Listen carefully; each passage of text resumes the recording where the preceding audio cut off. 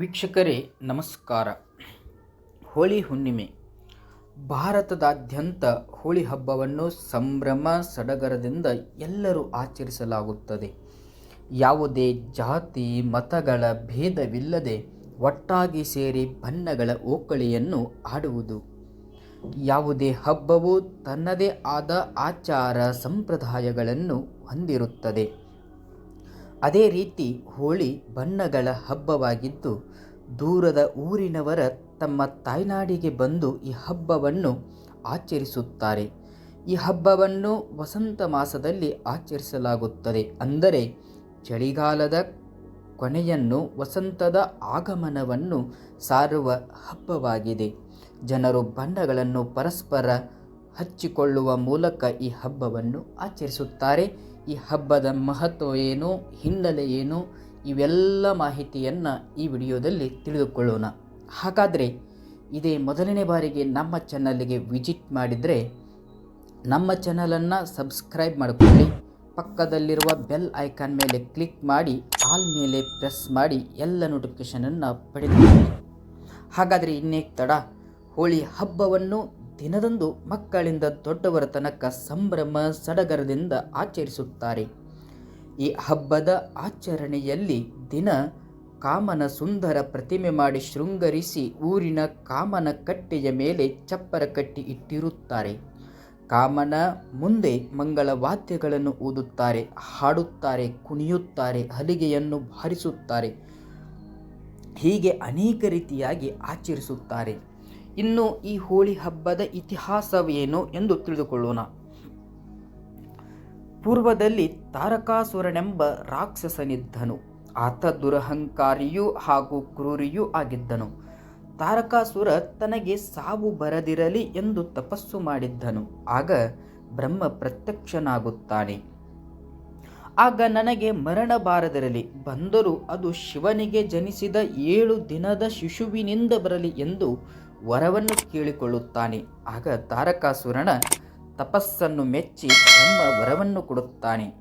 ಆಗ ತನಗೆ ವರ ಸಿಕ್ಕಿದೆ ಎಂದು ದುರಹಂಕಾರದಿಂದ ತಾರಕಾಸುರ ಮೆರೆಯುತ್ತಾನೆ. ಇತ್ತ ಭೋಗ ಸಮಾಧಿಯಲ್ಲಿದ್ದ ಶಿವ ಪಾರ್ವತಿಯ ಜೊತೆ ಸಮಾಗಮ ಹೊಂದಲು ಸಾಧ್ಯವಿರಲಿಲ್ಲ.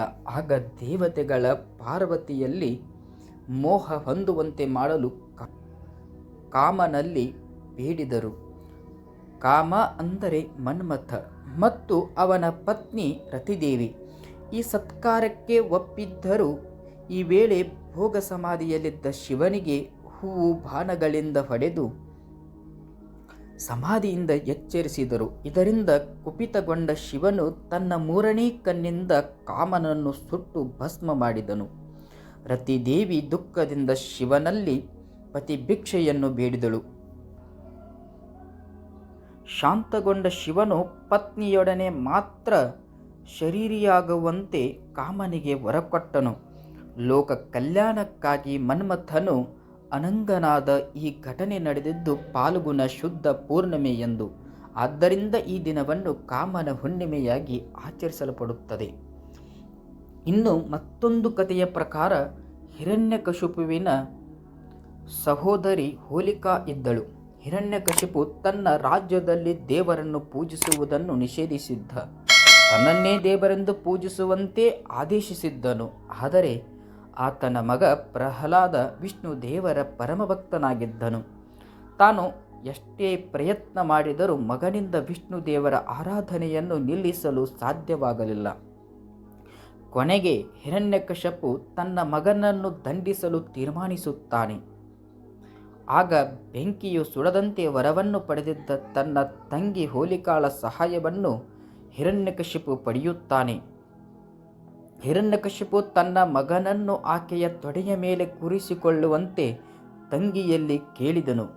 ಹೋಲಿಕಾ ಅಣ್ಣನ ಆಜ್ಞೆಯಂತೆ ಪ್ರಹ್ಲಾದನನ್ನು ತನ್ನ ತೊಡೆಯ ಮೇಲೆ ಕೂರಿಸಿಕೊಳ್ಳುತ್ತಾಳೆ.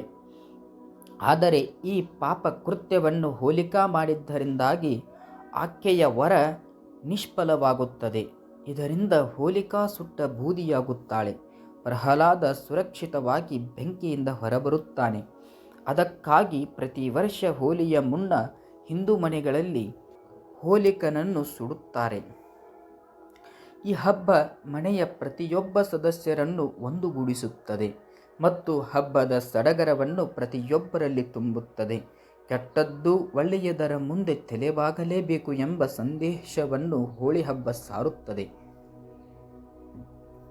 ದುಷ್ಕೃತ್ಯಗಳ ದೇವರ ಶಕ್ತಿ ಎದುರು ಎಂದಿಗೂ ಜಯವನ್ನು ಪಡೆಯಲು ಸಾಧ್ಯವಿಲ್ಲ ಎಂಬ ಸಾರ ಈ ಹಬ್ಬದ ಹಿಂದಿದೆ. ಹೋಲಿಕನಂತೆ ಕೆಟ್ಟ ಶಕ್ತಿಗಳು, ದುಷ್ಟ ಆಲೋಚನೆಗಳು ನಾಶವಾಗಿ ಹೊಸದರ ಪ್ರಾರಂಭದ ಕಡೆಗೆ ಮನುಷ್ಯರು ಹೋಗುತ್ತಾರೆ. ಇದಿಷ್ಟು ಹೋಳಿ ಹಬ್ಬದ ಮಾಹಿತಿ. ವಿಡಿಯೋ ಇಷ್ಟವಾದಲ್ಲಿ ಲೈಕ್, ಶೇರ್, ಕಮೆಂಟ್ ಮಾಡಿ. ಹಾಗೆ ಸಬ್ಸ್ಕ್ರೈಬ್ ಮಾಡೋದನ್ನು ಮರಿಬೇಡಿ. ಮತ್ತೆ ಮುಂದಿನ ವಿಡಿಯೋದಲ್ಲಿ ಸಿಗೋಣ. ಧನ್ಯವಾದಗಳು.